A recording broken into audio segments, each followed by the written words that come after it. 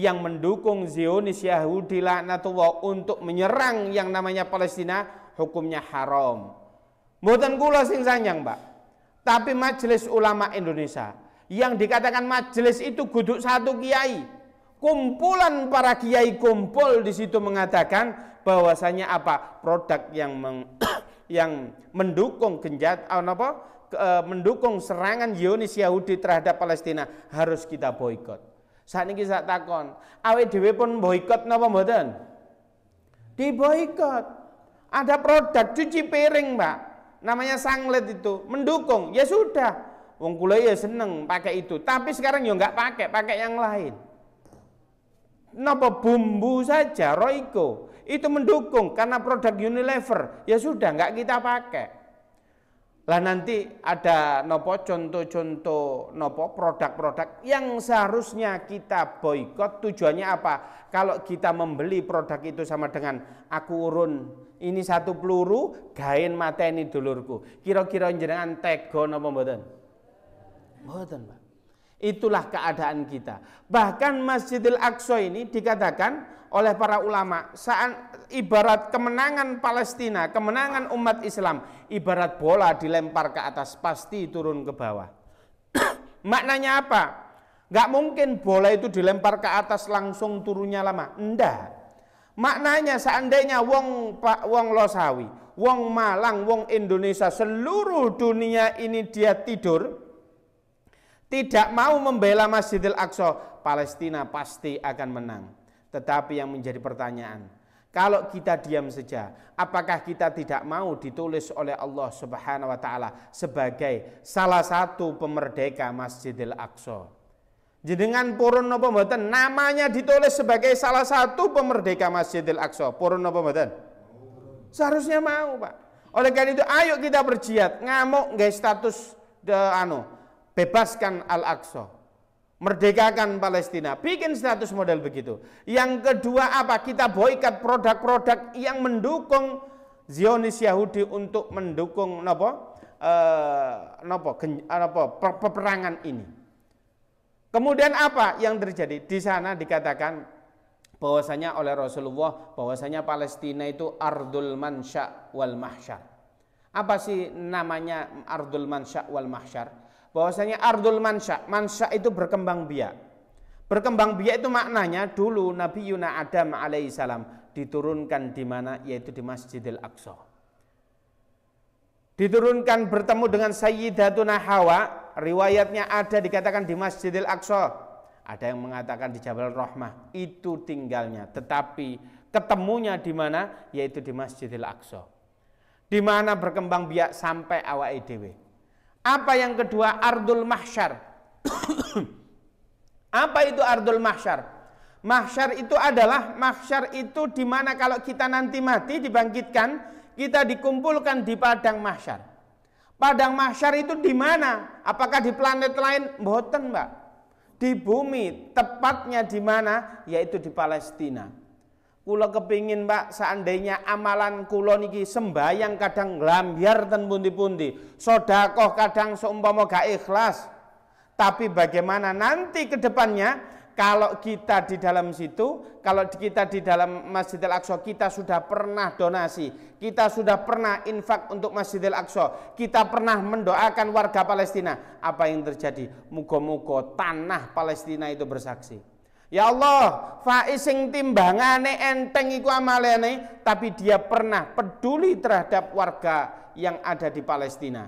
Oleh karena itu beratkan timbangannya. Semoga tanah Al-Aqsa itu bersaksi, Pak. Karena di situ termasuk ardul mansya wal mahsyar. Nah, Masjidil Aqsa itu diberi keutamaan yang begitu luar biasa. Ada 3 masjid yang disucikan oleh Allah Subhanahu wa taala, kata baginda Nabi. Yang pertama Masjidil Haram, yang kedua Masjid Nabawi, yang ketiga adalah Masjidil Aqsa. Di dalam Al-Qur'an diterangkan ada keterangan Palestina, yaitu terdapat di dalam surat Al-Isra. Surat Al-Isra itu terdapat di mana? Juz ke-15. Seolah Allah ingin memesan sesuatu kepada kita. Lho iki lho, juz 15 iku tak tulis tentang Al-Isra. Maknanya apa? di jantungnya Al-Quran, di hatinya Al-Quran, itu ya adalah Al-Aqsa. Al-Aqsa adalah qalbunnya Al-Quran. Al-Aqsa itu adalah hatinya daripada Al-Quran. Makanya Al-Aqsa itu luar biasa. Dan Al-Aqsa dikatakan wa barakna haulahu. Masjidil Haram, Masjidil Aqsa itu akan diberkahi oleh Allah haulahu. Arti daripada haulahu itu artinya ada dua. Yang pertama haulahu artinya sekitarnya. Loh yuk nopo kita yang mendoakan, tapi sing oleh barokah ini adalah siapa? Orang-orang yang berada di sekitar Masjidil Haram dengan Masjidil Aqsa. Temriko barokah banget, Pak. Lho nun sewu, stroberi itu temriki kecil-kecil, Pak. Di sana itu sak podo salak. Lho nggih. Melonnya waduh, manis sekali. Sapinya besar-besar. Saya menyaksikan tahun 2012 saya datang ke sana. Di Gaza itu barokahnya luar biasa. Lalu ngapain sing oleh berkahan wong kono kok wong kene sing repot? Makna yang kedua, saya ambil contoh. Kulo ambek adik kulo, seandainya adik kulo manggen di Jakarta. Wong-wong ngomong, Faiz ambek adik Cida, boleh apa tidak? Nggih boleh. Karena apa? Kita memiliki ikatan hati walaupun adik saya berada di Jakarta. Tetapi makna yang kedua ini haulahu, barang siapa yang hatinya di hati-hati jenengan ini ada Al-Aqsa, maka maknanya apa? Jenengan itu kategorinya haulahu. Maknanya apa? Kalau di hati jenengan ada Al-Aqsa, maka siap-siap kata Allah Subhanahu wa taala dalam surat Al-Isra, wa barakna haulahu. Siap-siap uripe saman dibarokahi, Bu. Siap-siap jenengan dibarokahi. Loh saya ingat betul, dulu saya itu belum terlibat di dunia kepalestinaan. Kalau saat niki kula ketua KNRP Malang Raya dan beberapa sampai Tapal Kuda, nggih. Itu saya ketuanya. Bagaimana dulu sebelum saya peduli terhadap Palestina? Ekonomi kula biasa-biasa saja, Pak. Saestu. Kerjaan ya gak duwe. Kula nganggur. Bahkan kula pernah nuwun sewu pengen beli rujak kangelan. Tapi alhamdulillah berkat saya peduli terhadap Palestina, Allah ngerojokno rahmat terhadap kula. Kepingin tuku rujak bentino, insya Allah.